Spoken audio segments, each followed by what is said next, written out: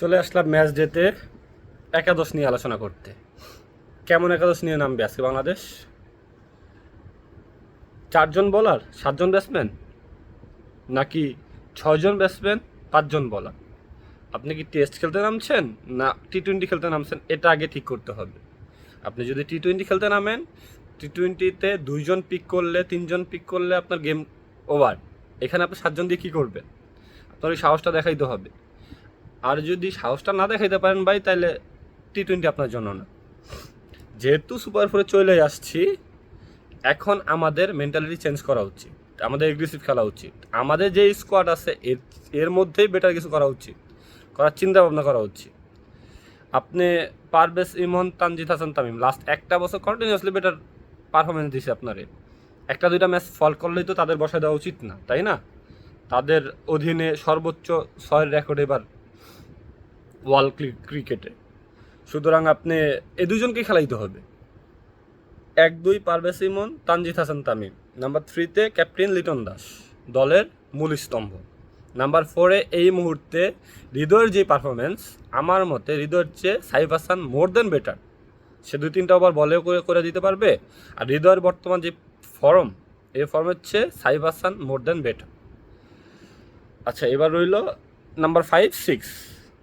5-এ শামীম হোসেন পাটোয়ারি, 6-এ আমার মতে এই মুহূর্তে নুরুল হাসান সোহান, জাকের আলী অনেকের চেয়ে মোর দেন বেটার ব্যাটসম্যান। জাকের আলী অনেকের চেয়ে নুরুল হাসান সোহান বর্তমানে বেটার টাচে আছে।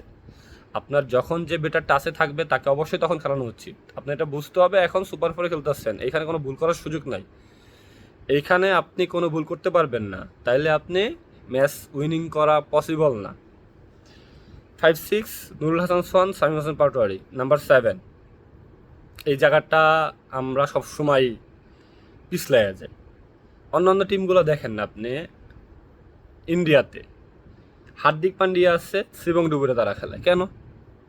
শিবং ডুবে কি শিবং ডুবের চেয়ে কি বেটার কোনো ব্যাটসম্যান নাই তাদের? অবশ্যই আছে। শ্রেয়াস আয়ার কি শিবং ডুবের চেয়ে বেটার ব্যাটসম্যান না? কিন্তু তারা ব্যালেন্স করে দুইটা।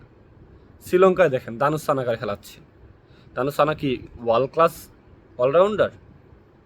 আফগানিস্তান তো তার চেয়ে বেটার, তার চেয়ে 2 ধাপে গিয়ে 3জন জেনুইন ফাস্ট বলার অলরাউন্ডার খেলে তারা।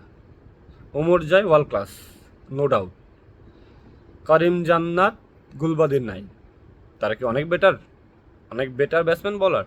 তো তারা সেই রিস্কটা নিচ্ছে, আপনারা নিচ্ছেন না। আপনারা পিছিয়ে আছেন এইখানে, তারা রিস্কটা নিচ্ছে, তারা সাকসেস হচ্ছে। হ্যাঁ, যদিও এই বছর এশিয়া কাপে তারা উঠতে পারে নাই, কিন্তু আপনি বিগত বছরগুলোতে ঘাইটা দেখেন না, তারা সাকসেস পাচ্ছে এইভাবেই।